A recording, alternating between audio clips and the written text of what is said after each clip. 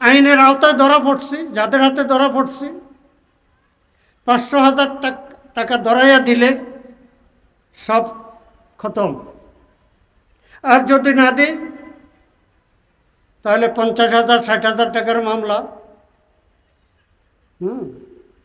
গতি বেশি ছিল, ড্রাইভিং লাইসেন্স জব্দ করা হবে, মামলা হবে। কিন্তু এই হাত দিয়ে তো আমি ঘুষ দিতে পারি না। হোক আইনে যা হয় তা হবে। আইনে যদি 60,000 টাকা আমার দেওয়া লাগে, 1 লাখ টাকা দেওয়া লাগে দেব, কিন্তু বেআইনিভাবে কাউকে আমি 10টা টাকাও ঘুষ দিব না। কয়জন কয়জন পাওয়া যাবে? কয়জন পাওয়া যাবে? গোটা দেশ চলছে। আমি মূল আলোচনা শুরু করার পূর্বে একটা সংশোধনী পেশ করতেছি। আমার পরিচয়ে বলা হয়েছে আমি লক্ষ্মীপুর কমলনগর উপজেলার সাবেক চেয়ারম্যান।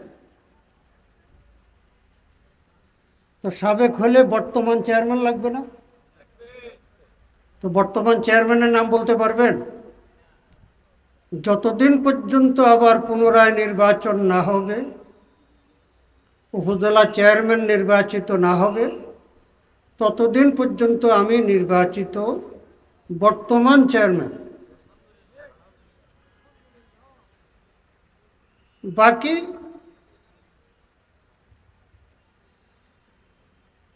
নতুন তত্ত্বাবধায়ক সরকার একটা বিপদে পড়ছে।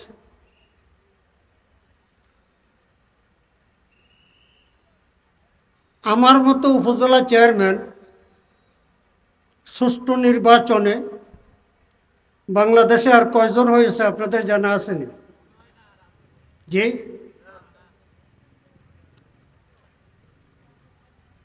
তো 496টি উপজেলায় প্রায় সব খালি। আমার মতো হয়তো 2-4 জন থাকতে পারে, বাকি সব পলাতক, সব ক্রিমিনাল। এখন সরকার তো দেশ চালাতে হবে, কি বলেন, ঠিক না? এই জন্য সরকার প্রজ্ঞাপন জারি করছে যে উপজেলা চেয়ারম্যানের পরিবর্তে উপজেলা নির্বাহী কর্মকর্তা ইউনো দায়িত্ব পালন করবেন প্রশাসক হিসাবে।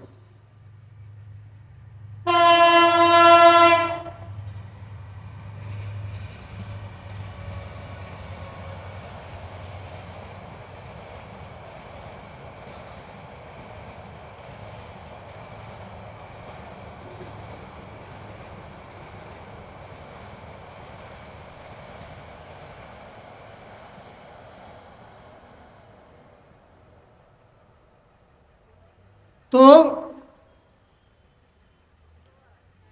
আইনত হতো পাওয়ার আমার হাতে নাই, কিন্তু আমি নির্বাচিত, জনগণের ভোটে নির্বাচিত উপজেলা চেয়ারম্যান।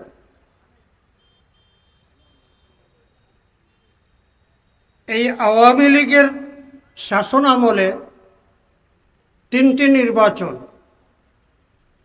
2বার ইউনিয়ন পরিষদ নির্বাচনে আল্লাহ পাক বিজয় দান করছেন, 3য়বার উপজেলা নির্বাচনে।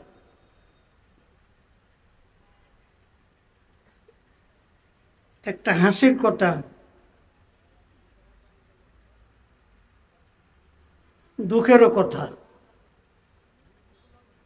এই এখান থেকে বেশি দূর না, অল্প একটু দক্ষিণ পাশে। আমার ড্রাইভার এই রোডে গাড়ি নিয়ে আর কখনো আসে নাই। এখানে সামনে রেল গেট আছে, স্পিরিট একটু কমাইতে হবে, এটা খেয়াল করেন।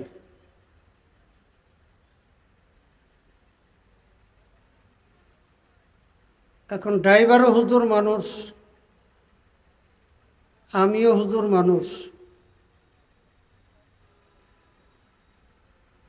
আমরা তো দুনিয়া বুঝি না, উল্টাটা বুঝি না আর কি, সোজাটা বুঝি। কি বলে? আমি আমার পরিচয়ও দিলাম যে আমি লক্ষ্মীপুর কমলনগর উপজেলা চেয়ারম্যান। এতে মনে হয় মাথা আরো গরম হয়েছে। এই হুজুর আবার চেয়ারম্যান, চেয়ারম্যান তো সব কালপিট, ধরলে মনে হয় কিছু বেশি করে হবে। 60,000 টাকার মামলা হবে, গাড়ির কাগজপত্র ডেট ফেল মাত্র 2 মাসের। বিগত জানুয়ারি 24 তারিখ পর্যন্ত আমার ট্যাক্স দেওয়া আছে। আমি দীর্ঘদিন অসুস্থ ছিলাম, হার্টের রোগে আক্রান্ত হয়ে হাসপাতালে ছিলাম। প্রায় 15 লক্ষ টাকা চিকিৎসা ব্যয় হয়েছে। তো গাড়ির কাগজপত্র করব, 2 মাস গেছে, হয়তো আরো 2-1 মাস লাগবে, করে নেব দরকারি জিনিস। 60,000 টাকার মামলা দেব।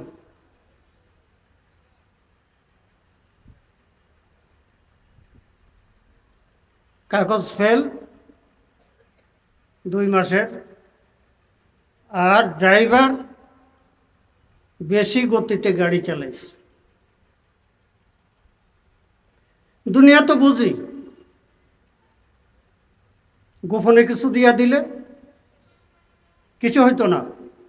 কি বলে?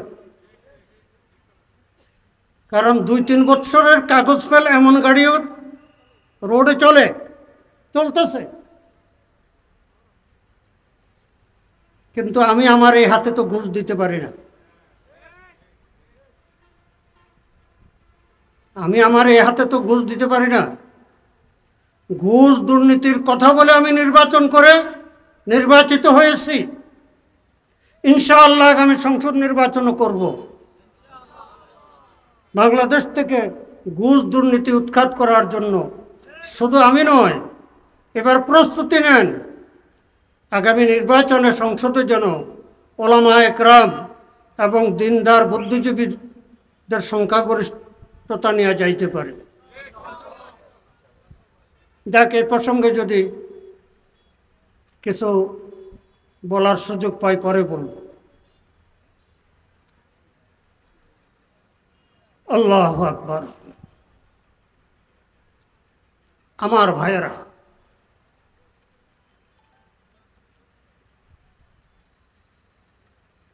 এই পৃথিবীতে যে আমরা আসলাম,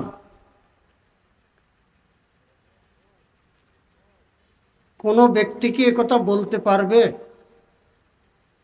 যে আমি নিজের ইচ্ছায় আসছি? জি, বলতে পারবে কেউ? নিজের ইচ্ছায় আসতে পারি নাই। শুধু এই মাহফিলে কেন, পুরা বিশ্বের মধ্যে একটা লোক বলতে পারবে যে আমি নিজের ইচ্ছায় আসছি? বলতে তো বাধা নাই, কেউ যদি বলে সবাই বলবে পাগল, স্ক্রুপ ঢিলা, মাতাল। নিজের ইচ্ছায় আসতে পারি নাই, থাকতে পারবো তো? জি,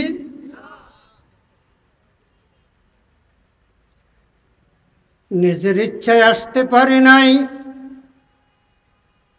নিজের ইচ্ছা অনুযায়ী থাকতে পারবো না। এর অর্থ যাওয়া লাগবে। এর অর্থ কি? যাওয়া লাগবে। চোখের সামনে দেখতেছি, আসার স্টেশন হলো মায়ের পেট, মায়ের গর্ভ, আসার স্টেশন। মায়ের পেট হয়ে আসতেছে, আর কবরের পেটে গিয়া হারাইয়া যাইতেছে। কি বলেন? কথা ঠিক নেই? पीर लशारा के सफर दंद जीर खाक पीर लशारा के सफर दंद जीर खाक खाकस चुना बखोर्द कजूस्त खानमान खाकस चुना बखोर्द कजूस्त खानमान। हजरत शेख सादी रहमतुल्लाह अलैह बोलेन छोटो कच्ची बाच्चा मारा जाওয়ার পরে দাফন করলে অল্প দিনেই হাড়গুলো মাটির সাথে মিশে যায়, কিন্তু 70, 80, 90 বছরের একটা বৃদ্ধ লোকের লাশ দাফন করছেন, বড় জোর 15 থেকে 20 বছর পর্যন্ত হয়তো কিছু হাড্ডি থাকতে পারে, এরপরে কবর খুঁজে দেখবেন কিছুই নাই। पीर लशारा के सफर दंद जीर खाक खाकस चुना बखोर कजूस्त खानमान। যে মাটি এমন ভাবে খেয়ে ফেললো একটা হাড্ডিও বাকি রইল না। আমরা বড় জোর দাদার কবর পর্যন্ত হয়তো বলতে পারবো, পিজা করদাদা এদের কবর কোথায় এটাও বলতে পারবো না। আমি আমার দাদার কবরটা আমাদের বাড়ির দরজা গোরস্থানে, এই গোরস্থানে দাদার কবর এতটুকু বলতে পারবো, কবরটা কোনখানে এটা বলতে পারবো।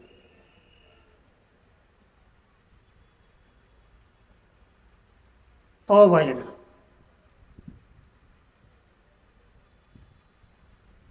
মায়ের পেট হয়ে আসতেছে, কবরের পেটে গিয়ে হারাইয়া যাইতেছে। মায়ের পেটে আসার আগে কোথায় ছিলাম? মায়ের পেটে আসার আগে কোথায় ছিলাম? মৃত্যুর পরে মানুষ কোথায় হারিয়ে যায়? বিষয়টা গুরুত্বপূর্ণ না? কি বলেন? কিন্তু এই বিষয়ে কোনো আলোচনা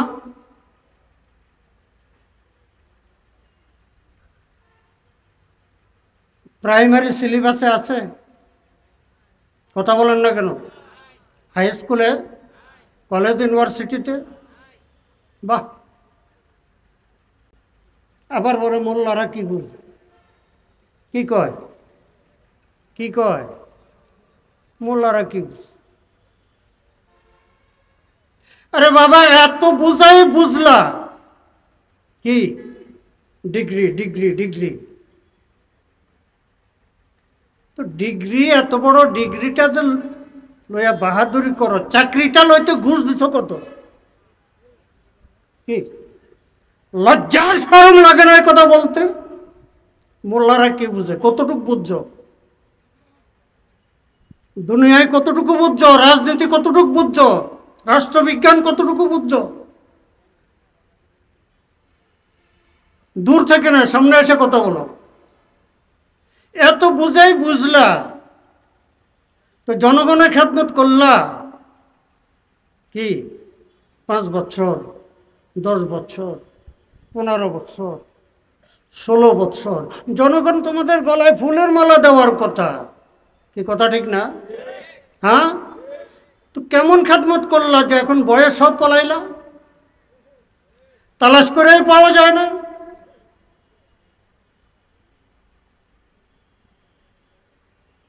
বাহার রঙ্গে কে খাহি জাম আমি পোষ, বাহার রঙ্গে কে খাহি জাম আমি পোষ, মানন্দাজে কদত রামি সেনাসা। যেই ভেষ ধরো আর যেই ভাষায় বক্তৃতা দাও যত কথাই বলো, তোমাদেরকে আমরা প্রথম থেকে চিনি, প্রথম থেকে।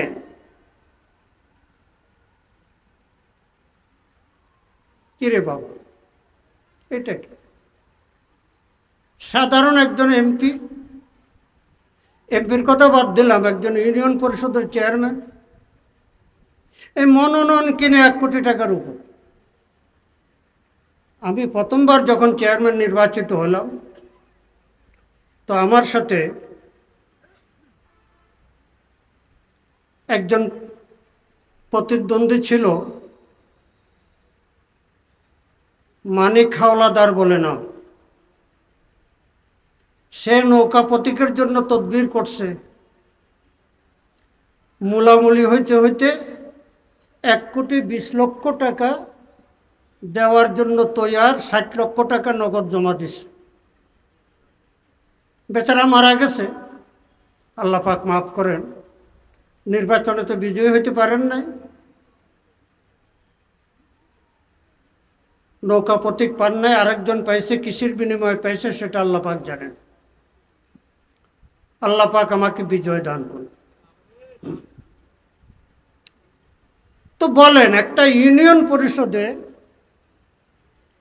হালালভাবে খাওয়ার মতো কি আছে? হালালভাবে খাওয়ার মতো কি আছে? প্রথম যখন নির্বাচিত হলাম, তখন সম্মানী ভাতা ছিল খুবই কম। এরপরে 10,000 টাকা করলো, মেম্বারদের 8,000 টাকা, তাও 50% উপজেলা অফিস থেকে দিবে, আর 50% জনগণের কাছ থেকে হোল্ডিং ট্যাক্স কালেকশন করে নিতে পারলে নাও, নতুবা গোল্লায় যাও।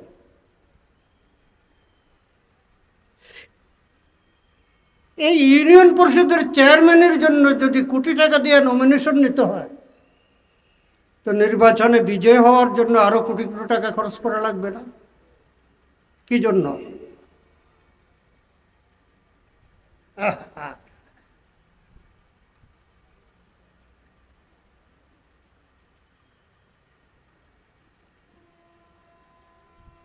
কারণ কোটি টাকা দিয়ে নমিনেশন নিলাম, কোটি টাকা খরচ করে ইউনিয়ন পরিষদের চেয়ারম্যান হলাম, এখন আমার ইউনিয়নের বরাদ্দ কত আসলো, কোন প্রকল্পে বরাদ্দ কত, কাজ করলাম কি না, কয় % করলাম, এটা আমাকে আর কেউ জিজ্ঞাসা করতে আসবে না। পিআইও অফিস থেকে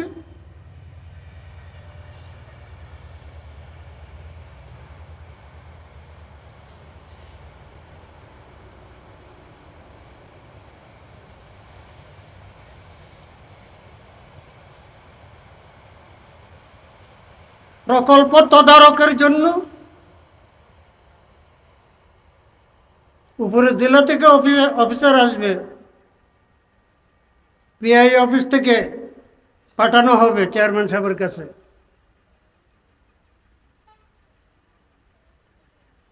তো সবই তো একই দলের লোক আর একই মার্কার লোক, কি কর? হ্যাঁ, তদারক করে যদি দেখলো প্রকল্পের নাম আছে, এক মাডিও পড়ে না, 1 টাকার কাজও হয় না।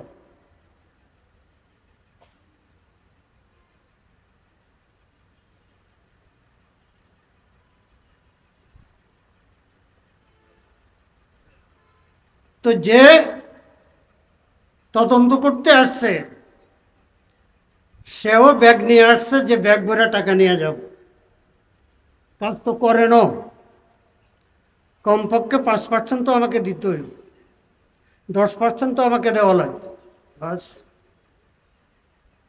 আমাকে আমার কমলনগর উপজেলার সহকারী পিআইও অফিসের চাহিদা, হুজুর আপনি কাজ করেন, আপনার কাজ ভালো, এটা আমি জানি, কিন্তু আমাদের অফিসেরটা তো দেওয়া লাগবে। কারণ এটা তো শুধু আমরা খাইতাম না, একবারে উপর পর্যন্ত। কি ডিসি আমার কমলনগর উপজেলার কাছে দিয়ে ঘুরে গেলে তাকে কমপক্ষে 2-3 লক্ষ টাকা দিতে হইব। এসপি আসলে তাকে কমপক্ষে 1-1.5 লক্ষ টাকা দিতে হইব। আমরা কোত্থেকে দেব?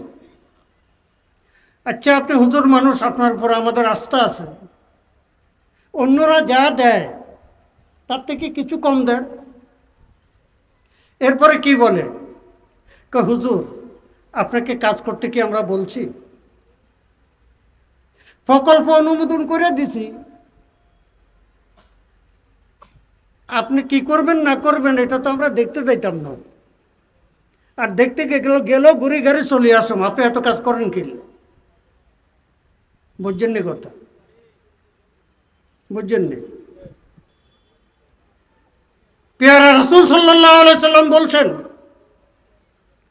সায়াতি জামানুন আলা উম্মতি আল কায়েম আলা দ্বীন কাল কাবিজ আলা জামরিন। যে আমার উম্মতের সামনে এমন দিন আসতেছে, দ্বীনের উপরে চলা, দ্বীনের উপরে টিকে থাকা জ্বলন্ত আগুনের কয়লা হাতে রাখার মতো কষ্ট হবে। কাল কাবেজে আলা জামরিন। একজন মানুষ যদি একটা জ্বলন্ত আগুনের কয়লা হাতে রাখে, সে মারা যাবে না, কিন্তু কষ্ট এবং বেদনা কতটুক হবে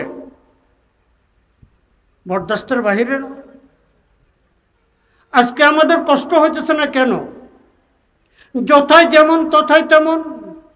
কি আইনের আওতায় ধরা পড়ছি, যাদের হাতে ধরা পড়ছি 500,000 টাকা ধরাইয়া দিলে সব খতম। আর যদি না দিই তাহলে 50,000 60,000 টাকার মামলা। গতি বেশি ছিল, ড্রাইভিং লাইসেন্স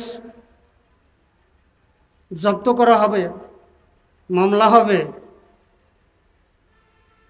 কিন্তু এই হাত দিয়ে তো আমি ঘুষ দিতে পারি না। হোক আইনে যা হয় তা হবে। আইনে যদি 60,000 টাকা আমার দেওয়া লাগে, 1 লাখ টাকা দেওয়া লাগে দেব, কিন্তু বেআইনিভাবে কাউকে আমি 10টা টাকাও ঘুষ দিব না। কয়জন কয়জন পাওয়া যাবে? কয়জন পাওয়া যাবে? গোটা দেশ চলছে। তত্ত্বাবধায়ক সরকারের কয়জন পরিবর্তন হয়েছে?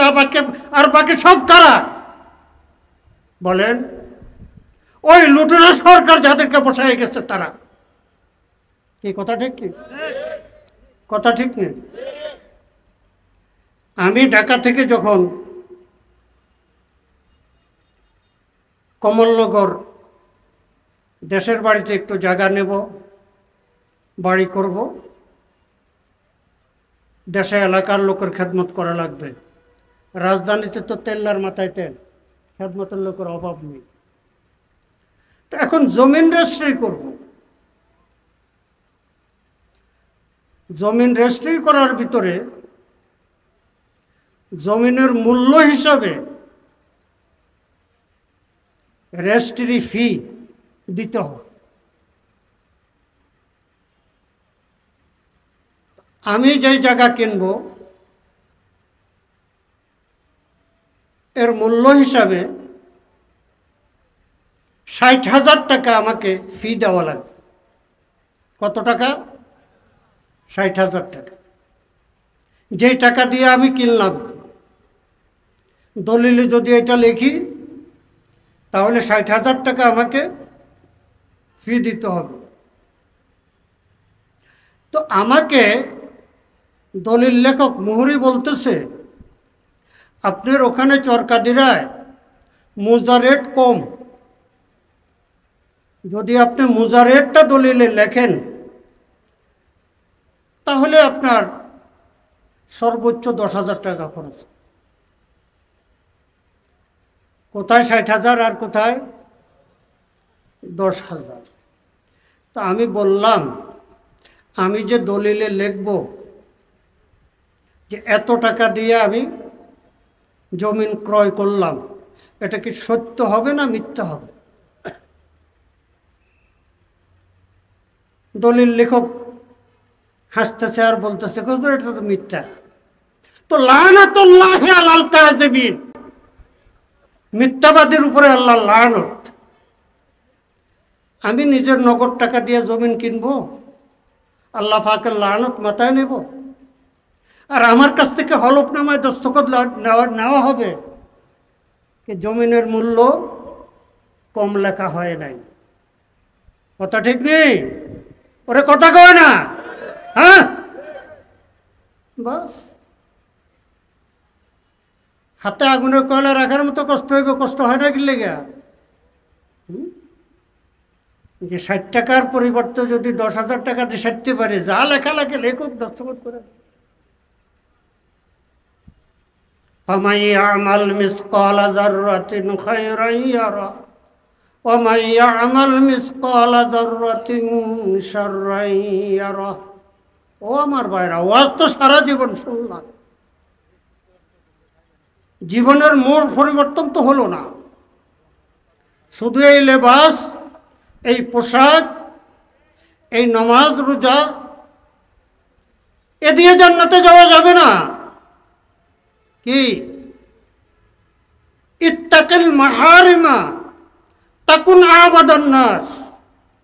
হারাম থেকে বাঁচো, হারাম থেকে বাঁচো, হারাম থেকে বাঁচো। তুমি সবচাইতে বড় আল্লাহওয়ালা, সবচাইতে বড় আবেদ, ইবাদতকারী। বেশি কিছু লাগবে না।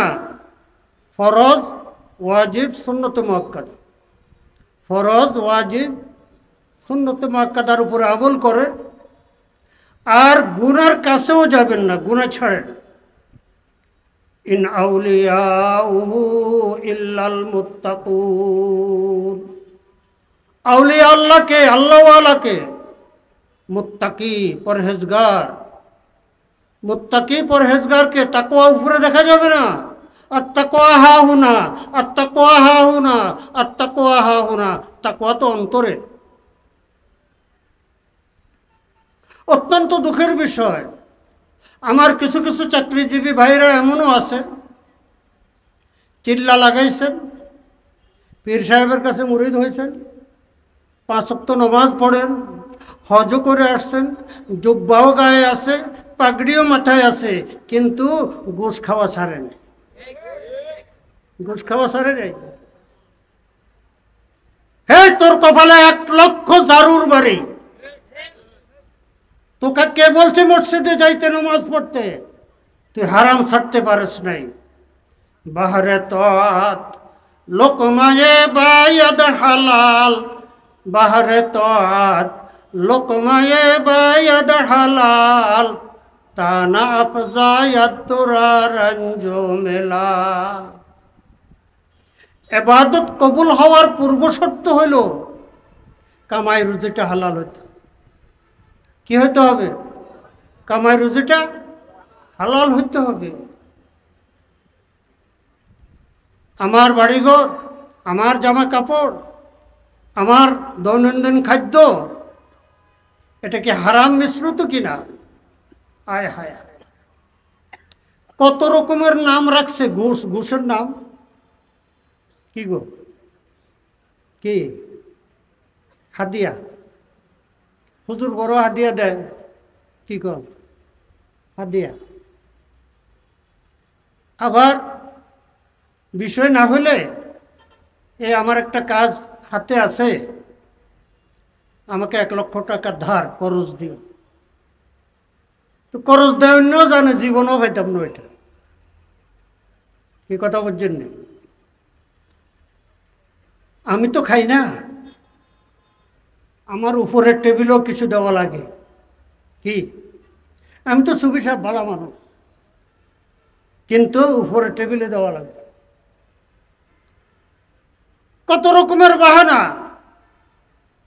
কিরামান কাতিবিনা ইয়ালামুনা মা তাফআলুন। কিছু বলবেন না? আচ্ছা, না সময় আমাকে আগে জানাই দিয়েন, 5 মিনিট আগে কাগজ একটা ধরাইয়া দিবেন, আমার আসল কথা থাকিবে।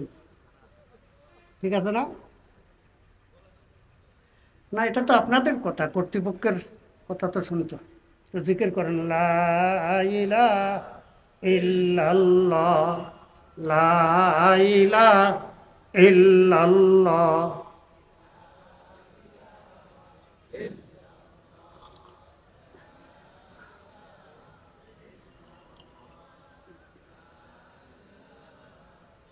লা ইলাহা ইল্লাল্লাহু মুহাম্মাদুর রাসূলুল্লাহ।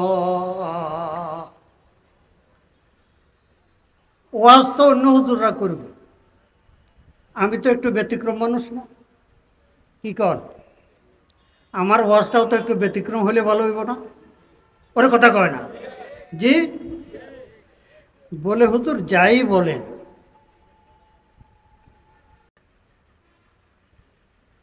তো অফিসার বলল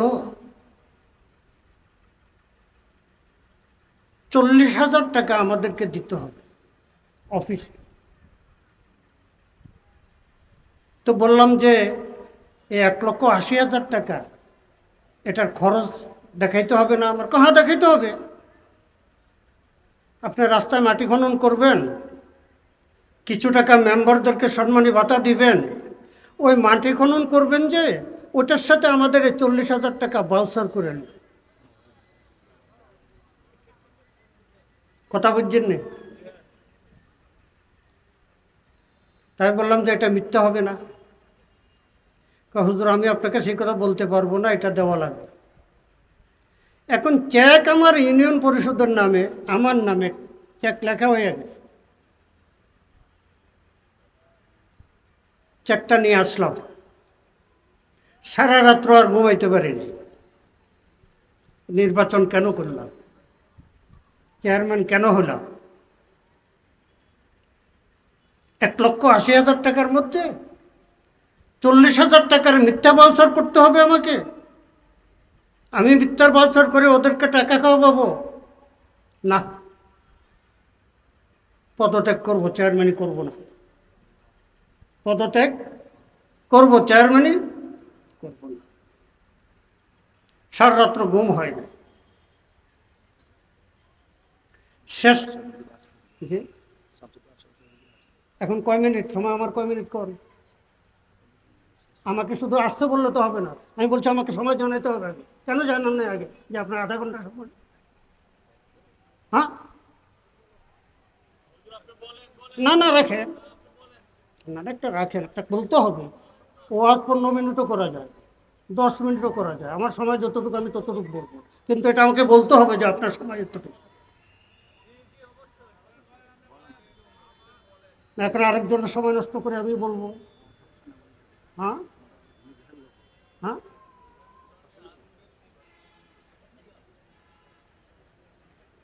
কারণ আমার তো তিতা ওয়াজ, এই ওয়াজ তো আর কেউ করবে না।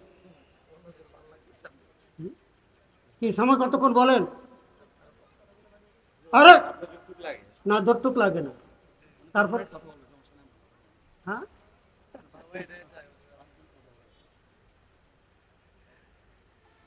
বিপদে না পড়লাম। আচ্ছা শুনেলেন, কাজে লাগবে। কি লাগবে? কাজে লাগবে, কারণ ওই ময়দানে তো ফিল্ডে তো যান নাই কেউ। এখন সামনে সময় আসছে যাওয়ার, কি কাজে লাগবে। সিদ্ধান্ত নিলাম পদত্যাগ করবো, চেয়ারম্যানই করব না। পরে আরেকটা চিন্তা মাথায় আসলো যে এই রাস্তা তো বন্ধ হয়ে যাবে। আরেকজন আলেম যদি ইউনিয়ন পরিষদের নির্বাচনে দাঁড়ায়, বলবে কমলনগরে পীর সাহেব পারে নাই, পদত্যাগ করে চলে গেছে, তুমি পারবা? তো চিরতরে এই রাস্তাটা বন্ধ হয়ে যাবে।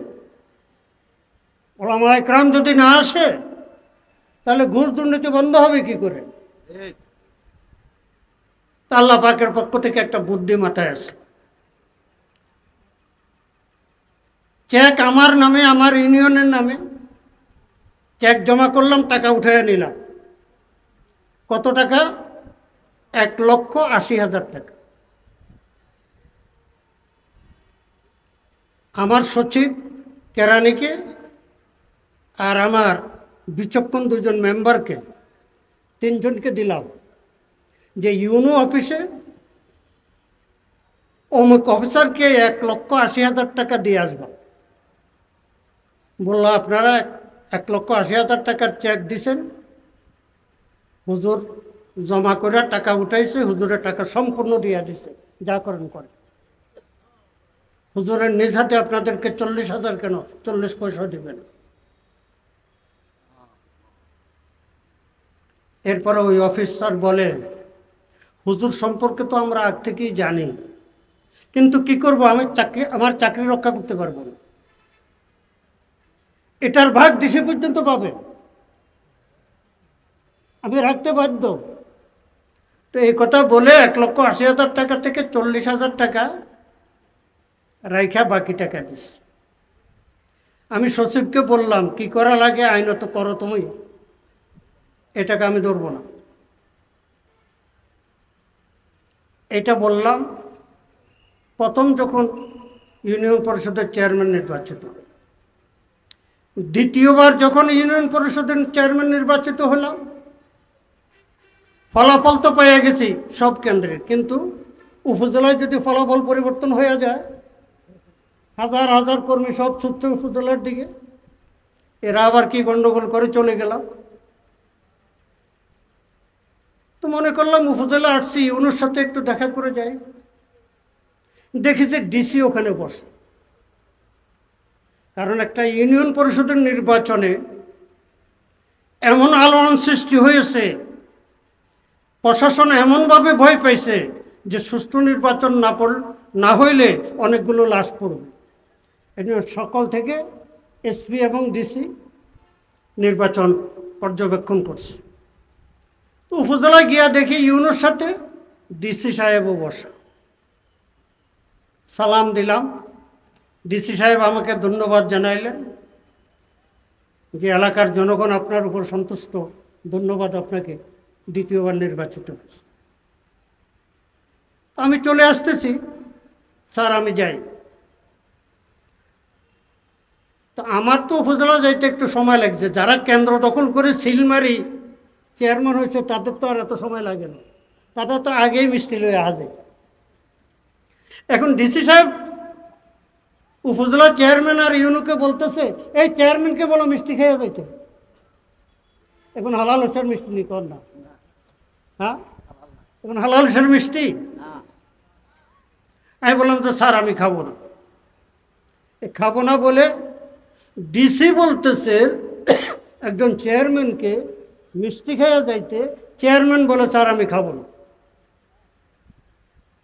বেয়াদবি না? কি কর, একজন ইউনিয়নের সাধারণ চেয়ারম্যান আর ডিসি পদমর্যাদা।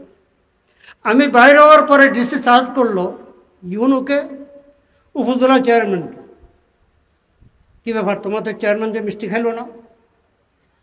উপজেলা চেয়ারম্যান বলল, স্যার বিগত 5 বছর আমরা ওনাকে 1 কাপ চা খাওয়াইতে পারিনি।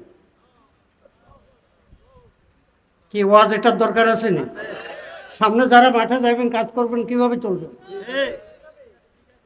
যে উপজেলায় 5টি বৎসর, কারণ প্রতি মাসে কমপক্ষে একটা মিটিং হয়, সেখানে নাস্তা, যে 5টা বৎসর ওনাকে 1 কাপ চা খাওয়াইতে পারে। ডিসি জ্ঞানী যা বোঝার বুঝছে। 2 দিন পরে ডিসির অফিসে আমি মিষ্টি নিয়ে গেলাম, মিষ্টি অভ্যর্থনা রুমে রাইখা ডিসি রুমে ঢুকলাম। প্রথম কথা, ডিসি চেয়ারম্যান সাহেব আমার কাছে কিছু হালাল টাকা আছে, আমি আপনাকে হারাম খাওয়াবো না, আমি আপনাকে একটু নাস্তা খাওয়াইতে চাই। আমি বলি যে আমার রাজনৈতিক জীবনের সফলতা এটাই যে একজন ডিসি এটা বুঝতে পারছে যে আমার এই চেয়ারম্যান হারাম খায় না। আল্লাহ পাক আমাদেরকে হারাম থেকে বাঁচার তৌফিক দান করেন। ওয়া আখিরু দাওয়ানা আলহামদুলিল্লাহ।